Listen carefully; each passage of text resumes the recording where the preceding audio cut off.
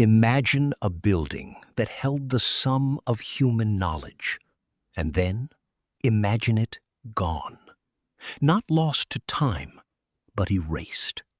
This is the story of the greatest library ever built, and the mystery of how civilization let it disappear. In the city of Alexandria, on the edge of the Mediterranean, there once stood a place unlike anything before it. Not a temple to gods, but a temple to knowledge itself. For centuries, it was the beating heart of human curiosity. And then, in a series of events historians still argue about today, it vanished.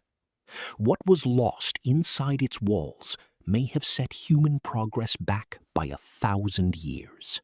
The story begins with Alexander the Great, who founded the city bearing his name in 331 BCE, envisioning it as a crossroads of cultures, trade, and ideas. After his death, his general Ptolemy I took control of Egypt and inherited that vision. Ptolemy and his successors set out to build something extraordinary. A library meant to collect every book in the known world. Not a copy of every book, the original whenever possible. Scholars estimate the library eventually held hundreds of thousands of scrolls, spanning mathematics, medicine, astronomy, philosophy, and literature from Greece, Egypt, Persia, India, and beyond. The Ptolemies didn't simply wait for books to arrive.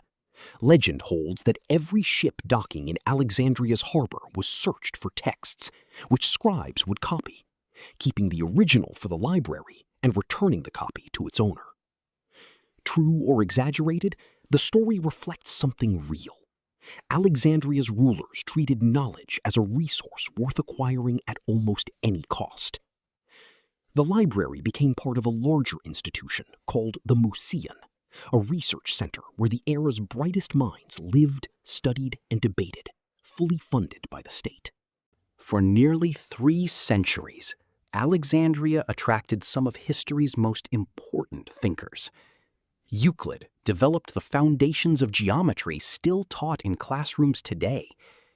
Eratosthenes calculated the circumference of the Earth with remarkable accuracy, using nothing but shadows and geometry.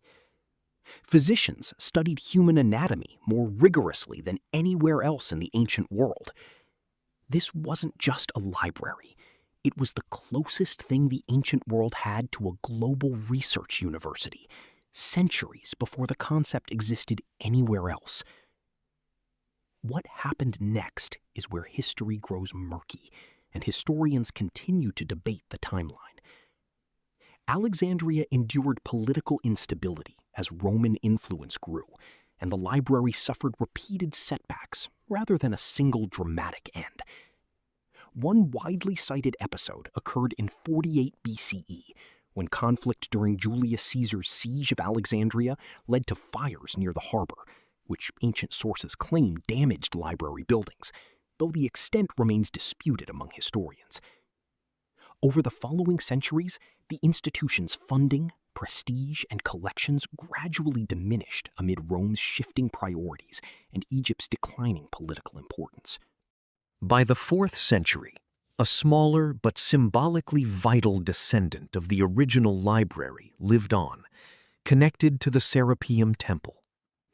In 391 CE, the Roman Emperor Theodosius I ordered the destruction of pagan temples throughout the empire, and the Serapeum was destroyed amid this religious upheaval, taking its remaining texts with it.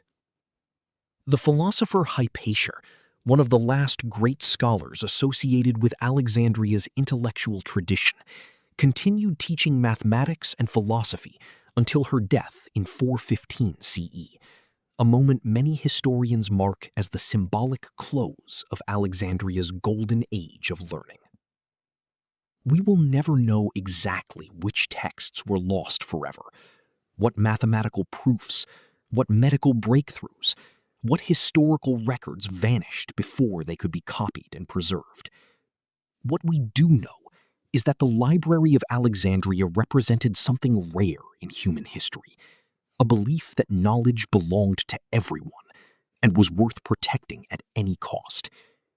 Its fall reminds us how fragile civilization's progress can be and how much depends on our willingness to preserve what we've learned. If this story moved you, subscribe for more journeys into history's greatest mysteries, and tell us in the comments which lost civilization we should uncover next.